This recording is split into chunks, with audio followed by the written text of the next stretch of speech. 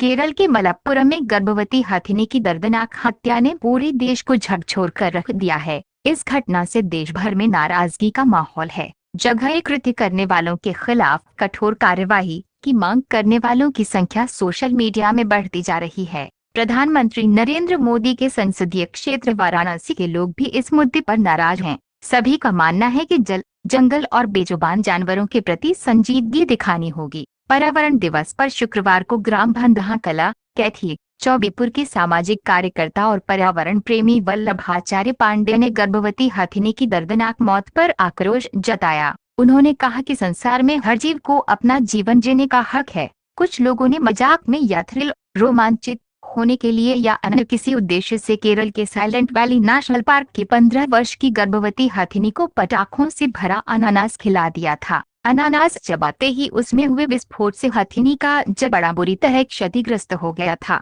दर्द से तड़पती हथिनी वेल्लियार नदी में खड़ी होकर अपनी पीड़ा कम करने का प्रयास करती रही और बेजुबान की मौत हो गई। इस घृणित कृत्य और संवेदनहीनता से पूरी मानवता और मैं खुद अंदर तक हिल गया। वल्लभाचार्य पांडे ने कहा कि आज पूरे देश में मनुष्य और जानवरों के प्रति हिंसा का माहौल है। हमें मनुष्यता का परिचय देने के साथ संवेदनशील बनना होगा। विश्व पर्यावरण दिवस पर जंगल और बेजुबान जानवरों के प्रति संजीदगी दिखानी होगी। पशु प्रेमी और शिक्षाविद स्वतंत्रता सेनानी श्री प्रभु नारायण पीजी कॉलेज चोलापुर के प्राचार्य डॉक्टर विनय सिंह ने भी हथिनी की हत्या पर नाराजगी जताई। उन्होंने कहा कि संवेदनहीनता की पराकाष्ठा है। समाज में मानव मूल्यों का लगातार क्षरण हो रहा है। ऐसी घटनाएं दिल को झकझोरने वाली है। समाज और पर्यावरण के प्रति संजीदगी रखने वाले लोगों को इस पर सोचना होगा। पर्यावरण की बेहतरी के लिए कार्य करने वाली क्लाइमेट एजेंडा संस्था की समर्पित कार्यकर्ता, वायु प्रदूषण के लिए कार्य करने वाली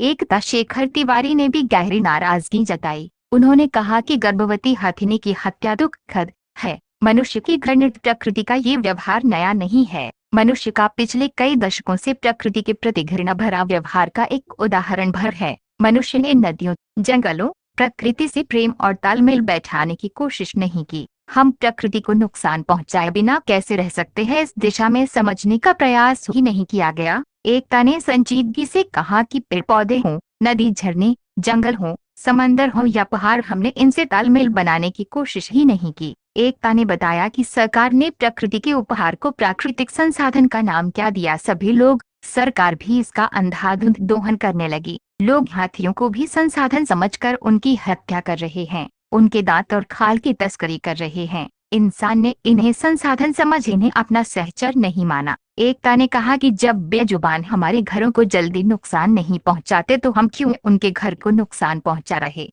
एकता ने मध्य प्रदेश में हाथियों के कॉरिडोर को लेकर उदाहरण भी दिया। उन्होंने कहा कि हाथी बेहद शांत जानवर है। समूह में आते जाते हैं। उनकी याददाश्त काफी तीव्र होती है। जिस रास्ते आते जाते हैं उस रास्ते में मकान बन गया तभी उग्र होते हैं।